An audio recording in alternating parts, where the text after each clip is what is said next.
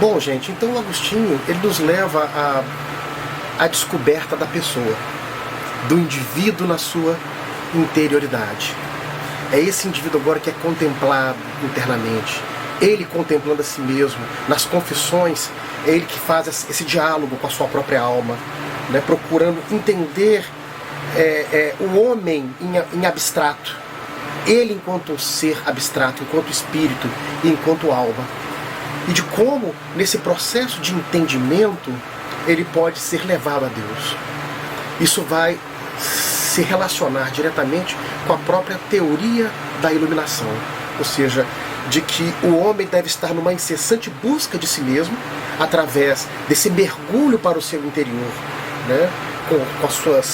com seus questionamentos, com as suas dúvidas, com as suas angústias, para que através disso ele possa, na verdade, tentar encontrar a Deus, encontrar aquilo que o transcenda, né?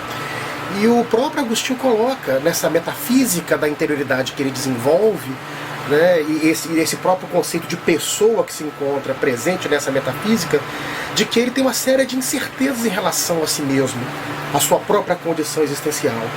Então ele é colocado numa situação originária de profunda dúvida, mas que no final leva a ele a própria constatação da sua existência. Ora, se eu duvido, é porque eu existo, né? E se eu existo, é porque eu sou. E se eu sou alguma coisa, eu fui criado por um ser. Esse ser só pode ser Deus, né? E na medida em que sou, né, tem algo em mim, né, que se relaciona com essa divindade. Tem algo em mim que se revela de divino no meu interior e que me faz, de alguma maneira, ao buscar a mim mesmo, buscar a Deus.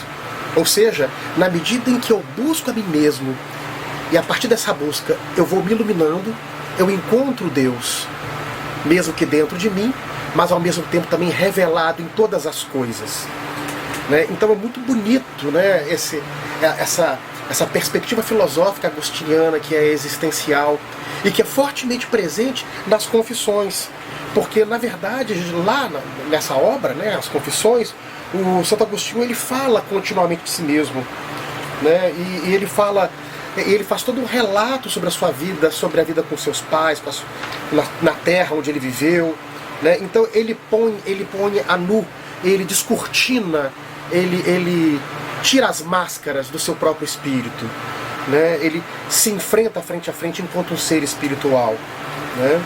E aí é que ele vai nos recônditos de sua alma perceber os seus conflitos, né? E as dificuldades que o universo das suas vontades, dos seus sentimentos criam para a sua existência, né?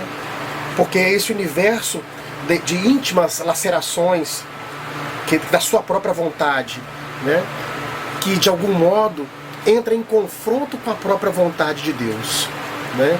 Ou seja, eu não posso me prender na minha própria hominidade, né, nas minhas regras, nas minhas leis, na minha vontade, porque existe algo superior a mim que me transcende e que, enquanto algo superior, né, a mim, né, me ampara, mas também estabelece para mim os princípios universais, as leis que de alguma maneira eu devo seguir, né, para que eu possa de algum modo encontrar a felicidade, né?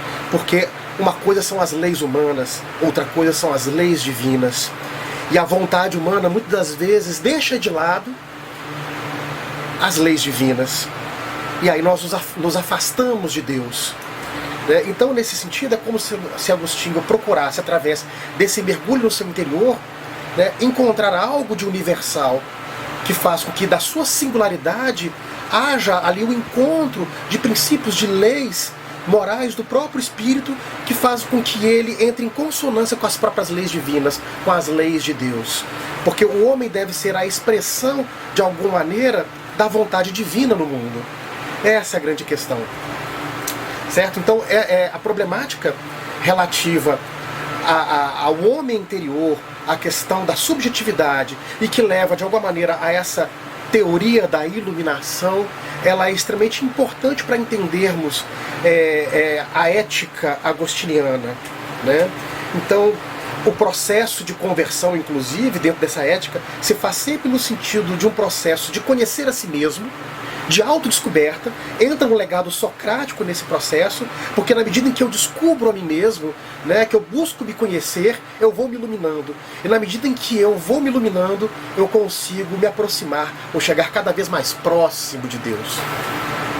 Mas vejam bem, a gente retomando essa questão do conhece-te a ti mesmo, muito presente lá na filosofia socrático-platônica, né, no diálogo primeiro Alcibiades, quando falaram lá atrás para vocês, né, naquela proposta que Sócrates havia dado a esse jovem, né, chamado Alcibiades, que ele deveria conhecer a si mesmo.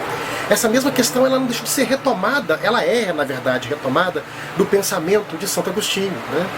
Mas no caso do nosso padre, do nosso bispo de Hipona, o que significa, afinal, conhecer a si mesmo? Né?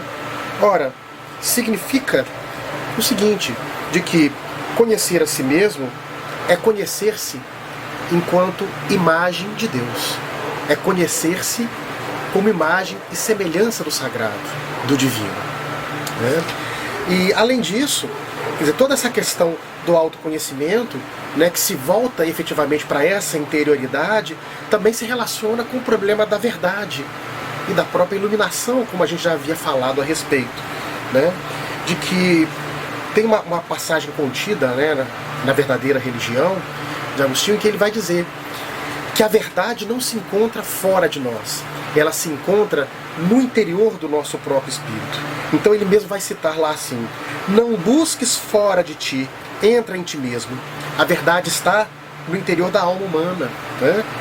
E se achares mutável a tua natureza, transcende a ti mesmo. Ou seja, a verdade está dentro de nós. Mesmo que eu seja um ser singular, mesmo que eu tenha a minha subjetividade, a minha interioridade, há algo dentro dessa interioridade, que é singular e subjetivo, que transcende e que se lança ao plano do universal, né? Ao plano das próprias leis divinas, e que faz com que o homem realize, de algum modo, esse contato mais íntimo com Deus.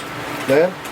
Então, a própria argumentação a respeito disso, né, já se constrói a partir da própria dúvida cética que ele tem em relação à sua própria existência. Né? Porque, como as coisas mundanas são fluidas, passageiras, né, elas realmente não traduzem efetivamente aquilo que nós somos enquanto seres espirituais divinos. Né?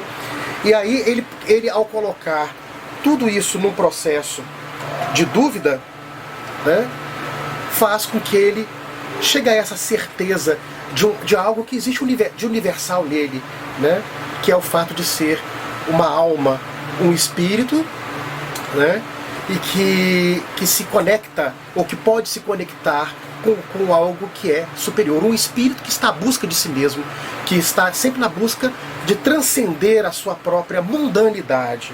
Né? Curioso porque, como se Agostinho, com essa argumentação, né, relativa às suas incertezas, às suas dúvidas, que levam, na verdade, à constatação de que ele existe, que portanto ele é, né? Isso, na verdade, é uma antecipação ao próprio cogito ergo sum de René Descartes, né? Eu sou, eu existo, ou penso, logo existo. Né? Então é isso. Até esse presente momento, ficaremos aqui com essas ideias, ainda retomaremos nos próximos vídeos algumas outras questões relativas às questões da ética agostiniana, tá bom?